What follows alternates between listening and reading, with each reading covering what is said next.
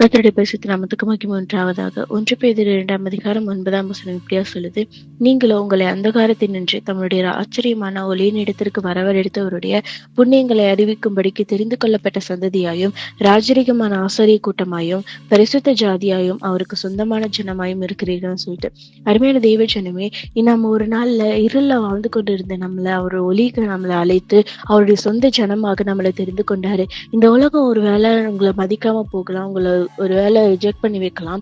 ஆனா ஒண்ணு மட்டும் நினைச்சுக்கோங்க, ஆண்டவர் உங்களை தெரிந்து கொண்டார். அவருடைய மகத்துவத்தை அறிவிக்கும்படியாகவும் அவருடைய அன்பையும் அவருடைய ரட்சிப்பையும் ஒரு சாட்சியா பிறருக்கு சொல்லும்படியாகவும் இந்த உலகத்துக்கு ஒரு ஒளியா நம்மளை வைத்திருக்கிறாரு.